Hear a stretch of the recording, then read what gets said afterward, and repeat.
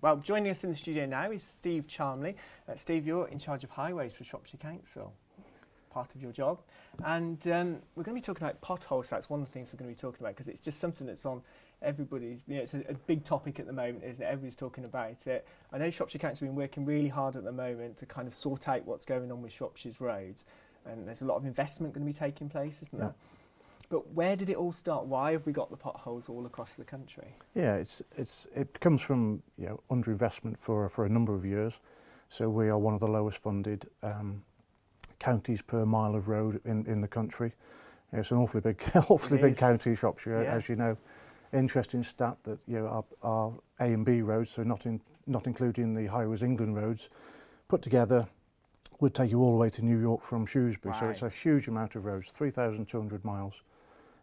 So beast from the east, a number of bad winters like that, combined with underinvestment, have meant that the roads have deteriorated quite significantly. I drive the same roads. I'm a resident of Shropshire, obviously, and I know what a dire state they are in, and that's why we're taking significant action to put things right, because it's only right for the people of Shropshire.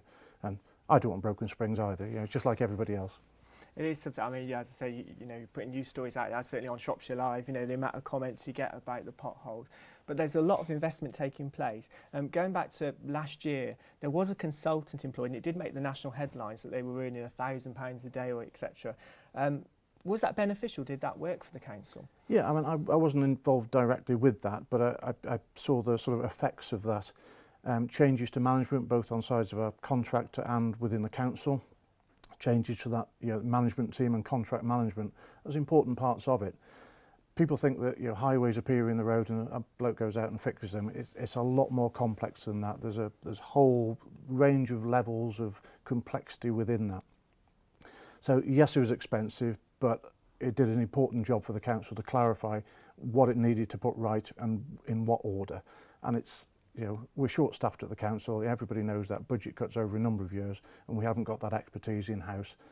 Yes, it was expensive, far too expensive in my eyes, but it is what it is, and that's the market cost, unfortunately. And it's put us in a good place now to start fixing those historical problems. Notice there's a lot of talk, and there'll be a planning application for the Shrewsbury North West Relief Road. A lot of people are saying the money that's going to be used for that, why is that not being spent on our existing roads? Yeah, so it's a common misconception. Again, those levels of complexity. So North West Relief Road and capital schemes such as those, there's a Mile End roundabout is another example. That comes from government grants centrally, and it's for bespoke projects such as that. Yes, the North West Relief Road has got to be topped up by investment from the council, but that is capital money, so we'll be selling some land and employment sites off to fund that. What we have to do from the pothole and the asset management, if we call it, of the roads, it has to come from the council coffers, and we get a separate government grant to deal with that normally, and we usually get a top-up grant later in the year if there's a bad winter or whatever. But because of COVID, we're not expecting to get that grant this year. Right, okay. Hence, we're looking to do investment internally to fix the problem. And if we were to get all the roads in Shropshire up to a decent standard, how much would that actually cost? We've been doing some analysis since I've come into post in mid-May, determined to crack this problem. So at the moment, we've drawn down £8 million for the current financial year to start putting things in place to fix the problems. And over a 3-year strategy which we've devised, we're looking at between 60 and 120 million pound of investment over those 3 years, not each year. And that's a big chunk of money, but it just exemplifies the nature of the problem and what we've got to deal with. But that investment will allow us to forward plan, so we can get materials and contractors lined up for the next 3 years, which then drives cost out of the system, because if you're booking 3 years in advance, you're also going to get a better rate for fixing roads, fixing potholes, drains, whatever it may be. So it's important that we move to that. Previously we've been doing it in a reactive way, so we've got loads of potholes, we've got to fix them, so who can do it? Well, okay, the price has doubled, and that's where we've come from and that's where we're going to, and it's an important change of direction for the council. One of the things that it was a news story, I think we ran it last week or the week before, was about potentially traffic islands, lampposts having sponsorship and advertising on it. Is that something then that could go towards helping with the future state of the roads?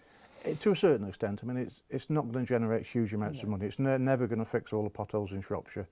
That sort of advertising on, you know, on lampposts and roundabouts is more keeping the public realm tidy, so be able to, you know, go out and mow the roundabouts and the verges, and just creating a bit of income to be able to do that everyday maintenance, which, you know, at the moment the grass has grown hugely and everyone says, oh, the hedges are huge and why aren't we cutting them? Well, they are being cut, but again, it's a big county to get round, and that little bit of investment will help to do that and bring more contractors in to keep it tidy and keep the Shropshire where we want it to be. And I know as well, locally to me, there's a hedge and people say, which needs cutting back, but there's only certain times of the year that can be done as well, isn't there? Absolutely, yeah. There's rules and regulations around everything. You know, birds nesting, and you know, all the wildlife which we have to look after. We're doing a big thing on, you know, grass verges at the moment, encouraging wildflowers, which is great across the county. You know, we've got to look after the bees and the wildlife which move around that floral verges. So we want to wait until those, you know, come to fruition, and then once the heads die off and the flowers start dying back, well, that's the time to do it. But we're always under pressure to do more sooner and be reactive, but we're trying to hold off a little bit on that. We'll do the metre strips of visibility, but, you know, there will be some wilder hedges, hopefully. So what are the big road projects at the moment in terms of surface dressing and repairs that you're doing? Yeah, we're doing a big programme of surface dressing at the moment. So there's teams going out and doing pothole fixes all over the county at the moment. We're doing town centre schemes and we're doing the rural lanes. So they've got to be inspected. But what we're trying to do is get ahead of the inspection so that instead of having a report coming back, oh, well, you need so much investment in this road, we're going out fixing those roads first, then inspecting it and say, okay, it's okay to surface dress it now. But that surface dressing is vitally important because it's the cheapest solution we can do to keeping our roads watertight. So the bitumen and the chipping layer seals that surface, and it should guarantee it for the next 4 or 5 years, which means that we don't have to go back and hopefully get potholes and, you know, doing reactive maintenance again. We're also doing a big programme of complete resurfacing. So there's various roads across the county, and it's a big old investment. So that will be happening towards the end of the year, and there's various schemes on various size roads which we're planning to complete. Of course, all this is weather dependent. If it pours down with rain for the next 6 weeks, there's not a lot we can do in all honesty. So we try and do the surface dressing while it's, you know, really hot, dry, perfect conditions to be doing it. And I'm getting feedback at the moment that, you know, why are we surface dressing over potholes and not rectifying the potholes first? Common sense would say that, you know, that's a nuts thing to do, but because of the pingdemic, we're losing staff and crews out doing this. So we can say, okay, we won't do the surface dressing, and we'll move it somewhere else, but that road will deteriorate in its entirety over the next 12 months. So we're taking the approach that we'll continue with the surface dressing, and that 2% where there's potholes on it, we'll come back and fix those at a later date once the crews return. So it's a really complex beast, as you can probably hear. I don't think everybody always realises that, do they? I know that, is it nearly 7,000, you might have gone over that number now, potholes have been repaired since May this year, haven't they? Yeah, and, you know, it's always a moving picture. I think we started off with 9,000 or 10,000 backlog when I took over, so we're eating into that gradually. But there's a case in Oswestry at the moment, so they're doing the town centre works, and, you know, last night was great because there's big fresh black patches all over the place. And yet you get to a crossroads in the town centre, there's potholes everywhere. And I can guarantee that people will be contacting me saying, why has that pothole been missed when you've done one 2 metres down? But you can only do the reactive work in the town centre if you don't need traffic management or traffic lights in common terms. So the areas which will need doing, where there's a one-way street or whatever it may be, you have to have different solutions for that, and road closures, traffic lights are just an example of that. So when people see, you know, part of a road has been done and others haven't, there's always a reason for that. And staying with Oswestry, because you've just mentioned Oswestry, there's some big plans for Oswestry and maybe changes of road layouts. Tell me a little bit about that. Absolutely. We've been doing some consultation work yesterday in the town centre with a pop-up stall on the market. And the Future Oswestry Group, which is a partnership between Oswestry Bid, the Town Council, and Shropshire Council, which I chair, is working on a master plan for the town. So we've got some money towards it through Heritage Action Zone, which is doing up shop fronts and repurposing some buildings there. But the wider master plan work is all about, you know, how the traffic flows, how do we bring the town centre back to life, and, you know, bring investment into that town centre. It's a big part of the rejuvenation of the town centre. Very similar to what they're doing with the big town plan in Shrewsbury, but on obviously a smaller scale, being a smaller town, but much more important in my eyes. I'm an Oswestrian, obviously. But this is something that the towns in Shropshire need to be looking at, isn't it? And doing that, as you say, you know, you've got the big town plan for Shrewsbury, and Oswestry is a great place. And you look at the work that's also taking place at Mile End Roundabout at the moment. It's fantastic. There's an awful lot going on. You know, Oswestry is a place which is going to be booming in a few years' time.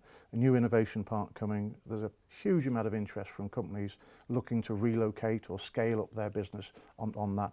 So that'll be open in, you know, the next couple of years, hopefully. You know, the new roundabout will hopefully unlock some building land and, you know, take some of that traffic chaos off Mile End roundabout, or the current one, because it's a really busy roundabout. Yes. And it keeps growing in volume every year. So hopefully that'll be solved. But across the wider piece, across the county, you know, the town centres, we are putting investment into them. We are looking at all of them. You know, do they all need some form of master planning, albeit on a smaller scale? So I know we've talked about other parts of Shrewsbury, Bridgenorth, Whitchurch, Market Drayton. All those major market towns are being looked at currently, and discussions are ongoing on drawing up, I wouldn't say fanciful schemes, but ambitious schemes. Yes, yeah. Which we haven't necessarily got funding for, yeah. But just floating the ideas, seeing what people like and what they think would be you know, good ideas for the future. And, you know, all towns are growing, so we've got to plan ahead. And once those schemes are sort of firmed up, then when funding becomes available, we can say, actually, we've got a scheme for that, we've got a scheme for that, and we can start drawing that down. I know we're all in the one county. You know, Ludlow is extremely different to Oswestry, to Shrewsbury, to Whitchurch or Market Drayton. Absolutely, they've all got different ambitions for growth, different ambitions for, you know, the local economy, and, you know, Ludlow is a case in point. You know, it's very much a foodie town, where I wouldn't say Oswestry is, but it's more of a becoming a cultural town, yeah. Actually. There's a lot of nice cafe culture there. We were just talking about a new bakery that's opening up in Oswestry. Absolutely, Niche Patisserie. I was there yesterday. You know, that's going to be an absolutely thriving little business there.